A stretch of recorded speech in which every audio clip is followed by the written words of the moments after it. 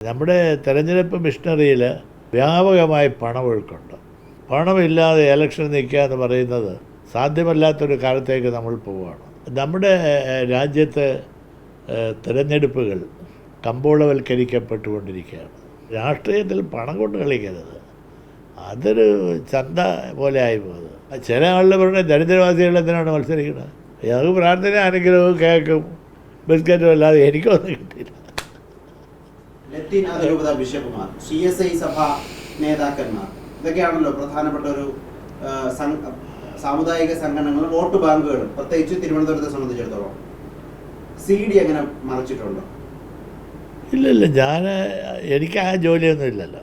അങ്ങനെ മറിച്ചതായിട്ട് വിവരമുണ്ടോ? ഇല്ല, എനിക്കതിന് വിവരമില്ല. ഞാൻ ഈ പറയുന്ന ആളുകളെല്ലാം പോയി പലതവണ കണ്ടു.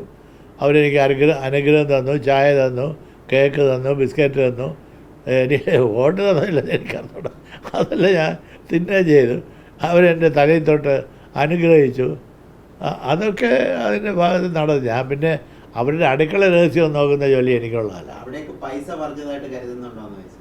ഇല്ല, അതൊന്നും എനിക്കറിയില്ല. പൈസ മറിഞ്ഞോ ഇല്ല, പൈസ ഉള്ളവരാ എന്നെ ഇതിലായിട്ട് നിന്നത്. BJPക്ക് ഒരു കാൻഡിഡേറ്റിന് ഇവിടുത്തെ കാശല്ലാതെ കേന്ദ്രത്തിൽ നിന്ന് കൊടുക്കുന്ന എത്രയോ കോടിയുണ്ടെന്ന് ഇപ്പോൾ തെളിഞ്ഞല്ലോ. ജാനുവിന് എത്ര കോടി കൊണ്ട് കൊടുത്തത് കണ്ടല്ലോ. അപ്പോൾ അതൊരു ന്യായമായ ഒരു കാര്യമാണ്. അവരിപ്പോഴും കൊടുക്കും. പക്ഷേ ഇവിടുത്തെ BJP സ്ഥാനാർത്ഥിക്ക് അങ്ങനെ കേന്ദ്രത്തിൽ നിന്ന് കൊടുക്കേണ്ട കാര്യമില്ല. അദ്ദേഹം തന്നെ കേന്ദ്രത്തിന് കൊടുത്തുകൊണ്ടിരിക്കുമ്പോൾ അതെ, ആ ഒരു കാര്യത്തിന് എനിക്ക് ജനറലായിട്ട് പറയാനുള്ളത്, നമ്മുടെ രാജ്യത്ത് തിരഞ്ഞെടുപ്പുകൾ കമ്പോളവൽക്കരിക്കപ്പെട്ടുകൊണ്ടിരിക്കുകയാണ്. കമ്പോളവൽക്കരിക്കപ്പെട്ട് തിരുവനന്തപുരം മാത്രമല്ല, തിരഞ്ഞെടുപ്പ് പഴയ തിരഞ്ഞെടുപ്പല്ല.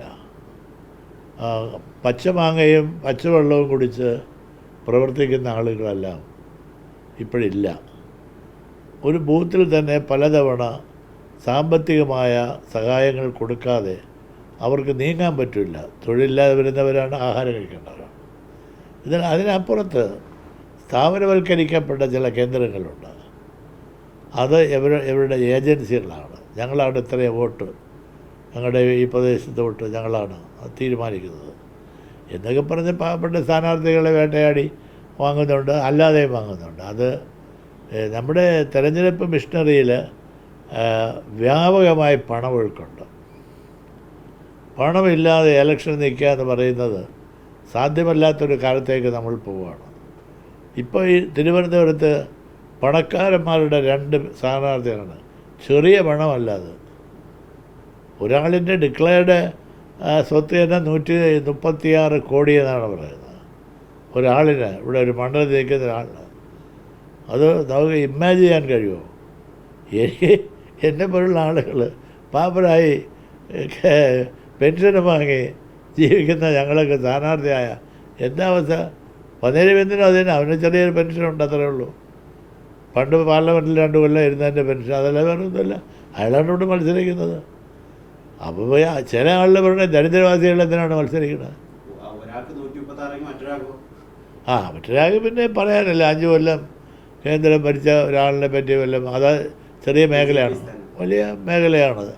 ഞാൻ അവരെക്കുറിച്ച് ആരെക്കുറിച്ചും ഒന്നും ഇപ്പോൾ പറയുന്നില്ല, പറയുന്നത് ശരിയല്ല. അവരെല്ലാം സ്വാഭാവികമായിട്ടും ഈ പണം ഇറക്കുന്നത് പ്രധാനം തന്നെയാണ്. തിരുവനന്തപുരം മണ്ഡലമാകുമ്പോഴും പ്രത്യേകിച്ച് BJP സ്ഥാനാർത്ഥി എന്ന് പറയുന്നത് കോടിക്കണക്കിന് രൂപയുടെ ആസ്തിയുള്ള ആളാണ്.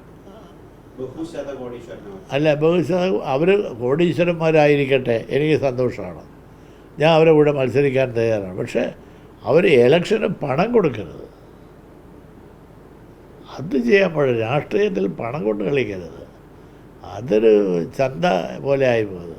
അത് കഴിഞ്ഞ തെരഞ്ഞെടുപ്പിനെ സ്വാധീനിച്ചിട്ടുണ്ട്. പണം വ്യാപകമായി സ്വാധീനിച്ചു. പണമാണ് സ്വാധീനിച്ചത്. ഈ പണം ഇറങ്ങുന്നത് അവസാന നിമിഷങ്ങളിലാണ്.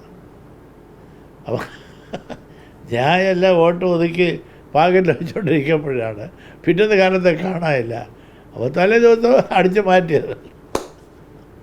അങ്ങനെ എൻ്റെ പോലുള്ള പാവങ്ങൾക്ക് ഞങ്ങൾക്ക് പ്രാർത്ഥന അനുഗ്രഹവും കേക്കും ബിസ്ക്കറ്റും അല്ലാതെ എനിക്കൊന്നും കിട്ടിയില്ല. അതുകൊണ്ട് ഞാനിപ്പോൾ വളരെ സന്തോഷവാനാണ്. അപ്പോൾ ഞാൻ ഒരുപാട് തിരഞ്ഞെടുപ്പ് പ്രവർത്തകരുടെ പരിചയമുണ്ട്. ഇപ്പോഴും ഞാൻ ഇവിടെ പന്നീർ രവീന്ദ്രന് വേണ്ടി, അപ്പുറത്ത് ജോയിക്ക് ഉണ്ട്. ഞാനിപ്പോൾ ജോയിയുടെ കൺവെൻഷൻ ഞാൻ പോകാൻ പോവാണ്.